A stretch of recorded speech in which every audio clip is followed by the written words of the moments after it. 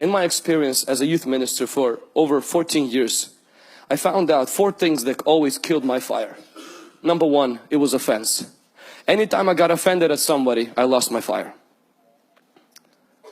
People leave the churches because of offense. Actually, 99% of people that leave the churches today leave because of offense.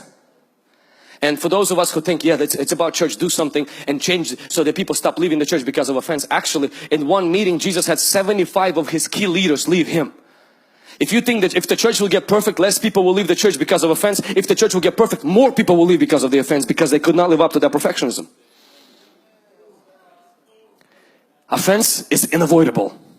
We can only stop causing offenses, but we cannot ever stop having offenses. You will be offended. And offense is the devil's trap to cause your fire to die out. It's just the devil's trap. That's all it is. If you look today, somebody offended you, tomorrow you're gonna unknowingly, you're gonna offend somebody, and it's the devil's trap to kill your fire. That's all it is. The second thing that I've seen in my ministry and personally in my life, or what kills the fire, is disappointment. It's when you dream, you believe, you fast, you pray, and it doesn't happen.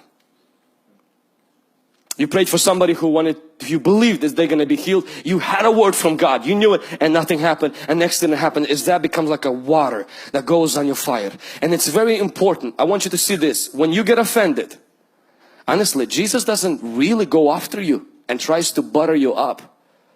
When the guys got offended, Jesus didn't go up to them and say, hey guys, let me explain. I didn't mean you to eat my flesh. I meant communion. Jesus didn't do that. But when guys left Jerusalem, walked to city of Emmaus, He walked beside them, encouraged them with scriptures until their hearts got on fire again. Anytime you're disappointed, Jesus will walk behind you and remind you of His word, so your heart will catch fire again. And the third thing that kills our fire is honestly busyness. It's when we become so busy that we don't have time to spend time with the Lord. We don't have time to even make it to church. And please understand, intimacy makes you fruitful, not busy. Busyness can be a result of intimacy, but busyness itself does not make you successful. Only intimacy with God makes you successful. If you are too busy to pray, you are too busy. If you are too busy to be with God, you are too busy. And this is what I know about busy people. You actually don't make more money. You make less. Because you break God's rule. God ordered for us to rest on Saturday. If you say, but I'm going to work 3 jobs, 4 jobs, I mark this. You will not make more money.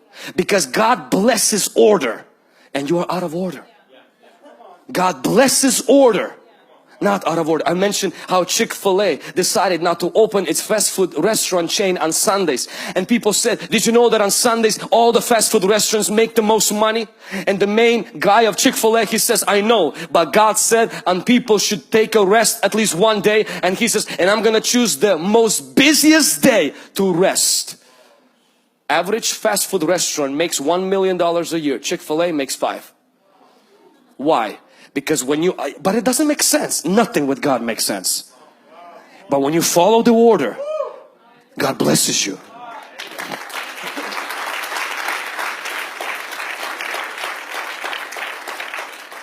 Same thing, when you give, it seems like you're gonna lose money and somehow you have enough. When you hold on to that, it seems like it's never enough. Business is good if it comes out of your fruitfulness and it doesn't affect your intimacy with God. But the moment you see your fire is dying out, your fire is dying out, cut back on some things. Catch your breath. Relax. You're still gonna die. Why work so hard that you waste you ruin your health to get more money, and then you spend your money to get your health back?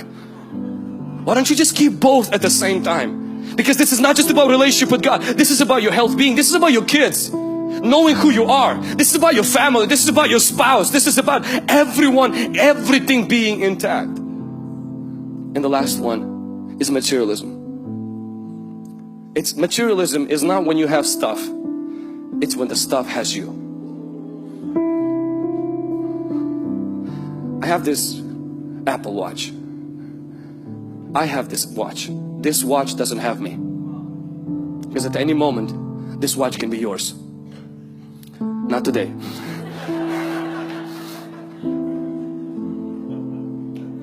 The most freeing thing for my relationship with God has been is when I can hold things without holding on to them. When God has the right to take anything out of my hand, and I have the privilege to take anything out of His pocket.